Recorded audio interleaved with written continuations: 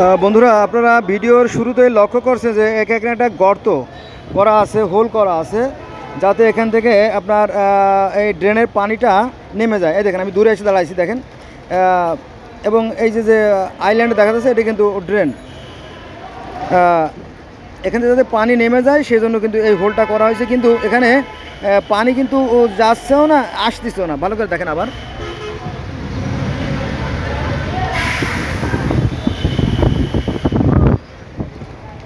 আচ্ছা যাক, এবার আমার মূল আলোচনা শুরু করি। সেটা হচ্ছে যে এই এই এই গর্তগুলো কিন্তু সামান্য একটা রড বা একটা বাঁশের চড়া দিয়ে আঘাত করলে কিন্তু পরিষ্কার হয়ে যায়। হ্যাঁ, কিন্তু সেটা পরিষ্কার না করার কারণে দেখেন কি অবস্থা হচ্ছে। এই যে জলাবদ্ধতা, এই দেখেন।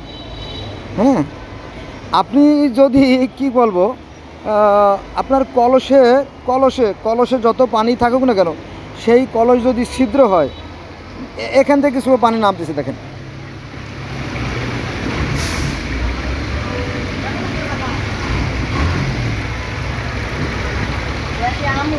তো এইভাবে ছিদ্র করা আছে, কিন্তু সব ছিদ্রতে পানি না যাওয়ার কারণে এখানে কিন্তু পানি জমে এই যে রাস্তা ভেঙে গেছে। এই লোকটা পাও ধরছে, দেখেন। এখানে রাস্তা ভেঙে নিচে পানির লাইনও ভেঙে গেছে। আর যে সোর্সটা দেখালাম, যেখান থেকে পানি নামতেছে, শুধু একটা মাত্র গর্ত ভালো আছে, বাকি গর্তগুলো সব বন্ধ। এই দেখেন, ফলে এক নারকীয় দৃশ্যের অবতারণার সৃষ্টি হয়েছে।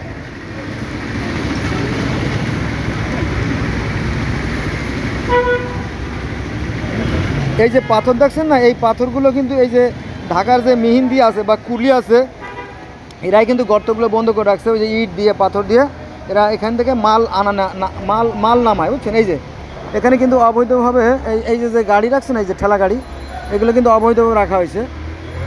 এই অবৈধ গাড়ি মাঝে মাঝে পুলিশে ধরে। এবং বর্তমান আজকে হলো আপনার 1/8/2024 সাল, বৃহস্পতিবার।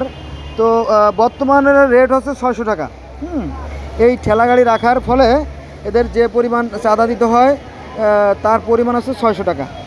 আমার চোখের সামনেই কিন্তু পুলিশের দল বেঁধে এসে, ওই পুলিশের 10-12 জন এসে এখানে চাঁদা নিয়ে যায়।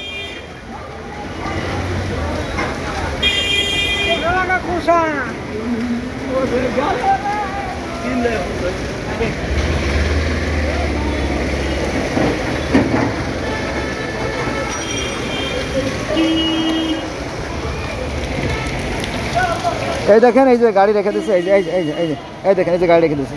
এটা রাখার কোনো রাইট নাই, কারণ এটা হচ্ছে গাড়ি চলার